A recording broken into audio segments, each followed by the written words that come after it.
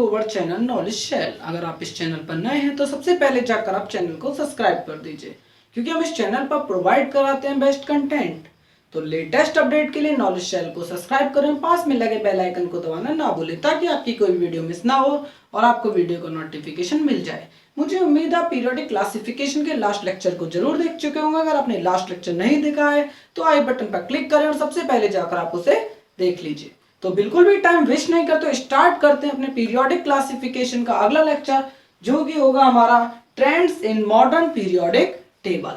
Modern periodic table में trends, इसका मतलब क्या है कि अगर हम मॉडर्न पीरियोडिक टेबल में अगर ग्रुप में ऊपर से नीचे जाते हैं, मतलब टॉप टू बॉटम जाते हैं, तो हमारी जो प्रॉपर्टीज होती हैं जैसे valency, number of valence electron, atomic size, electronegativity, ये किस तरीके से चेंज होती हैं। और अगर हम लेफ्ट टू राइट जाते हैं अलोंग द पीरियड तो किस तरीके से चेंज होते हैं, उनके बारे में जानेंगे।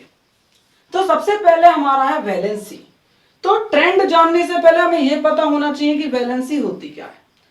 तो it may be defined as the combining capacity of an atom of an element, मतलब एक एलिमेंट के एटम की कंबाइनिंग कैपेसिटी मींस दूसरे किसी एटम के साथ उसके अंदर कितनी कैपेसिटी, उसके साथ कंबाइन होने की क्षमता with atom of other element, दूसरे एलिमेंट के एटम के साथ, in order to acquire stable configuration. अब वो कंबाइन क्यों होना चाहती है? ताकि वो स्टेबल कन्फिगरेशन प्राप्त कर सके। भाई देखिए, इस दुनिया में प्रत्येक चीज क्या चाहती है, अपने आप को स्टेबल करना चाहती है। तो प्रत्येक एटम क्या करना चाहेगा, अपने आप को स्टेबल करना चाहेगा। तो स्टेबल करने के लिए वो क्या करेगा, अपने आउटर मोस्ट शेल है ना, उसको पूरा फिल करना चाहेगा, क्योंकि जब वो पूरा फिल होगा तो क्या होगा, सबसे ज्यादा स्टेबल होगा। तो हमारा वैलेंसी क्या थी, वैलेंसी थी एटम की कंबाइनिंग कैपेसिटी किसी दूसरे एटम के साथ, ताकि वो एक स्टेबल कॉन्फ़िगरेशन प्राप्त कर सके और खुद स्टेबल हो सके। It may be defined as the combining capacity of an atom, एक एटम की कंबाइनिंग कैपेसिटी किसके साथ, दूसरे एलिमेंट के एटम के साथ, ताकि स्टेबल कॉन्फ़िगरेशन प्राप्त कर सके। मतलब इलेक्ट्रॉन इन वैलेंस सेल के अंदर जो इलेक्ट्रॉन होते हैं वो 8 इलेक्ट्रॉन जो है वैलेंस सेल में जब हो जाएंगे तब क्या होगा, वो स्टेबल है। या फिर किसी स्पेशल केस में 2 इलेक्ट्रॉन, जैसे हाइड्रोजन के केस में वो 2 इलेक्ट्रॉन ही तो एक्वायर करना चाहते हैं, फिर वो स्टेबल हो जाएगा।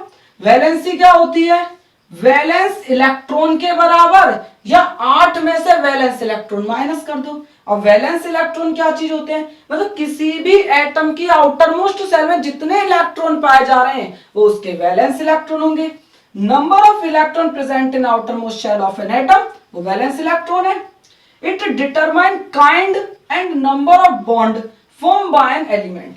तो किस प्रकार का बॉन्ड एक एलिमेंट बनाएगा, मतलब आयोनिक बॉन्ड बनाएगा, कोवेलेंट बॉन्ड बनाएगा, कोऑर्डिनेट बॉन्ड बनाएगा, ये चीज जो होती है ये वैलेंस इलेक्ट्रॉन डिटरमाइन करता है।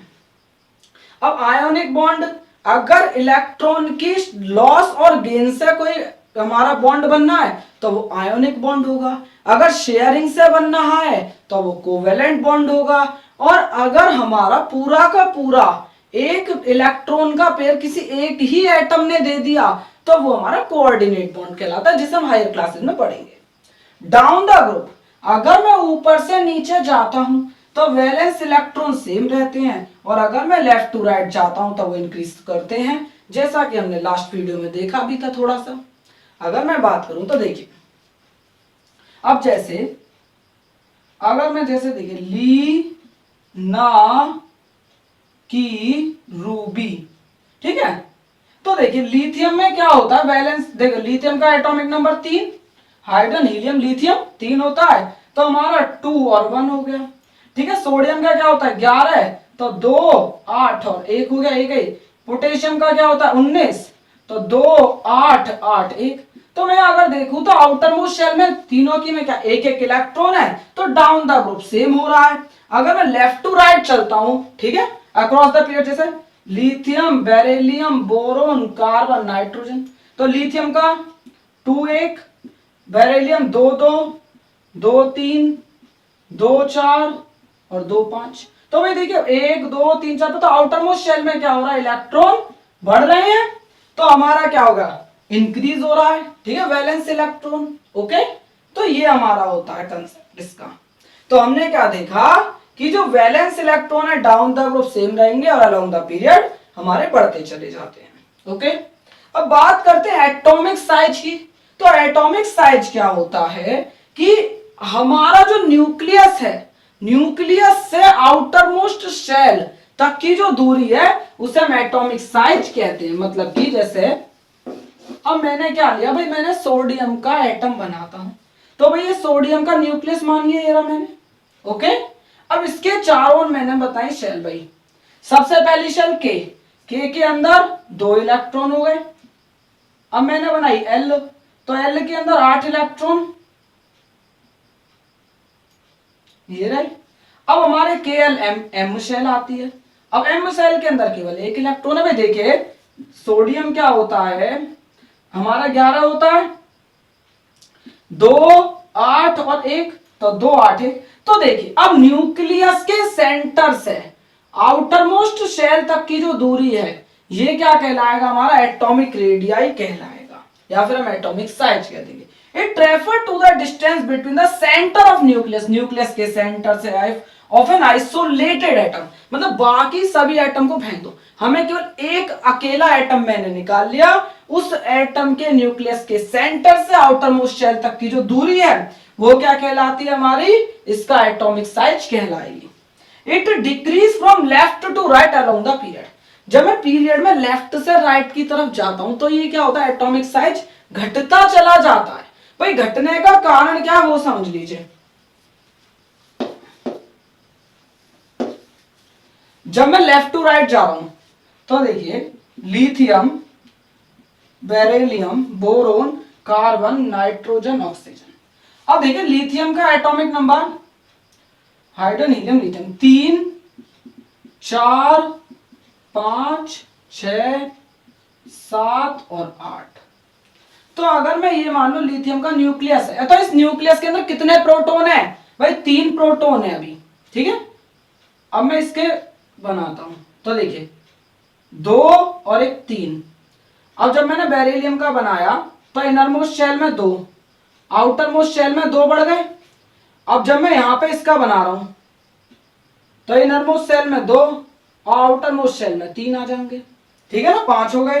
अब हम इसका बनाते हैं कार्बन का, 2 1 2 3 4, इसकी में 4 आ जाएंगे। नाइट्रोजन का अगर मैं बनाऊं तो 5 आ जाएंगे, ठीक है। मतलब एक एक हमारा क्या बढ़ता चला जा रहा है। थोड़ा इसका मैं साइज भी छोटा कर देता हूं। अब मैं ऑक्सीजन पे आता हूं तो 2 1 2 3 4 5 6।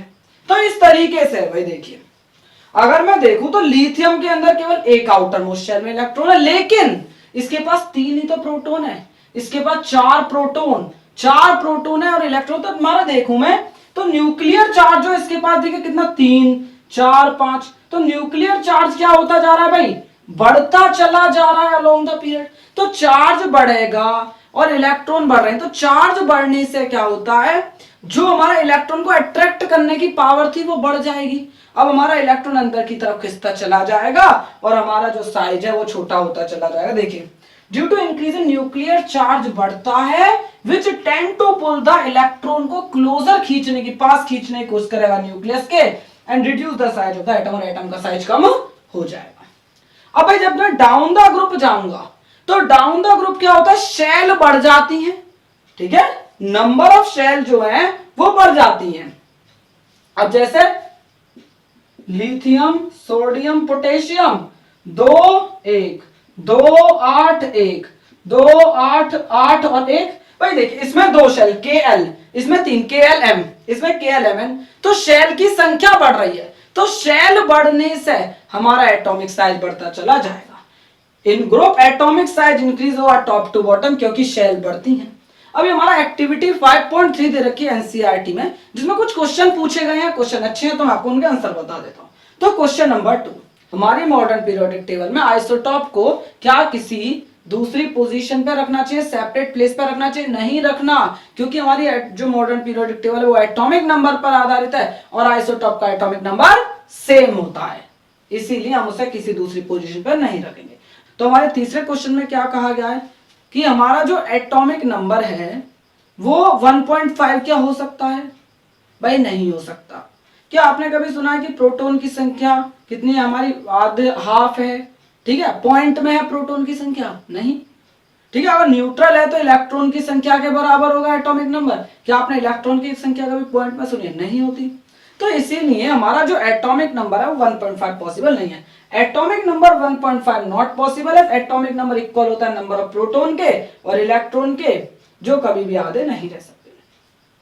अब देखिए, अब मुझे हाइड्रोजन को रखना कहां चाहिए, एक अच्छी पोजीशन में क्या बता सकता हूं। देखिए, since element having same valence electron are placed in same group, भाई जिन एलिमेंट के अंदर वैलेंस इलेक्ट्रॉन की संख्या सेम है उन्हें सेम के अंदर रखा गया ग्रुप के अंदर। हाइड्रोजन के अंदर एक वैलेंस इलेक्ट्रॉन है तो इसे ग्रुप 1 के अंदर रखा गया जिनके अंदर एक वैलेंस इलेक्ट्रॉन होता है। तो अगला क्वेश्चन क्या आता है, देखिए, why is position assigned to hydrogen in modern periodic table considered anomalous? भाई देखिए, हाइड्रोजन की पोजीशन जो है मॉडर्न पीरियोडिक टेबल में एनामोलस मानी गई, मतलब अलग मानी गई। इसके पीछे का कारण क्या है? तो भाई देखिए, जो हाइड्रोजन है ना वो हमारी एल्कली मेटल की तरह भी है। एल्कली मेटल मतलब कि ग्रुप 1, मैं क्या कह सकता हूं, ग्रुप 1 की तरह भी है और साथ के साथ हैलोजन की तरह भी है, ग्रुप 17 की तरह भी है। भाई कैसे? अगर मैं एल्कली मेटल की तरह देखूं तो हमारा हाइड्रोजन के पास केवल क्या है, एक वैलेंस इलेक्ट्रॉन है। वैलेंस इलेक्ट्रॉन कितना है हाइड्रोजन के पास? भाई एक वैलेंस इलेक्ट्रॉन है। तो इसे जिस प्रकार हमारे जो एल्कली मेटल है उनकी आउटर मोस्ट शेल में एक वैलेंस इलेक्ट्रॉन, इसके पास भी वैलेंस इलेक्ट्रॉन सेम, तो भाई वो तो हमारा क्या करेगा, एक इलेक्ट्रॉन को लूज कर सकता है हमारे एल्कली मेटल की तरह। अगर मैं बात करूं हैलोजन, तो हैलोजन को क्या चाहिए, केवल 1 इलेक्ट्रॉन गेन। भाई अगर ये एक इलेक्ट्रॉन गेन कर ले हैलोजन तो इनका आउटर मोस्ट शेल पूरा फिल हो जाएगा। इसी तरीके से हाइड्रोजन को एक इलेक्ट्रॉन की आवश्यकता अपने आउटर मोस्ट शेल को पूरा करने के लिए। तो इस तरीके से दिखाई दे रहे हैं हैलोजन की तरह और एल्कली मेटल की तरह। अगर मैं बात करूं भाई हैलोजन किस रूप में पाए जाते हैं, H2 के रूप में, जैसे F2 Cl2 Br2। इसी प्रकार जो हमारा हाइड्रोजन है वो H2 के रूप में पाया जाता है। मतलब जिस प्रकार हैलोजन हमारे इस तरीके से पाए जाते हैं उसी प्रकार हाइड्रोजन भी हमारा इस तरीके से पाया जाता है। तो हमारे यही कारण है इसकी एनामोलस पोजीशन की, क्योंकि ये कुछ प्रॉपर्टी तो एल्कली मेटल की तरह शो करेगा, कुछ प्रॉपर्टी हैलोजन की तरह शो करता है। तो इसीलिए हाइड्रोजन की जो पोजीशन है मॉडर्न पीरियोडिक टेबल में एनामोलस होती है। तो हमारा ये वीडियो लेक्चर यहीं पर फिनिश होता है। अगर आपको वीडियो अच्छी लगी हो तो वीडियो को लाइक करें, शेयर करें और चैनल को सब्सक्राइब करें। अगर आपको इस टॉपिक से संबंधित कोई भी डाउट हो तो आप मुझे कमेंट बॉक्स में कमेंट करके बता सकते हैं, मैं डेफिनेटली आपका डाउट क्लियर करूंगा। Thank you.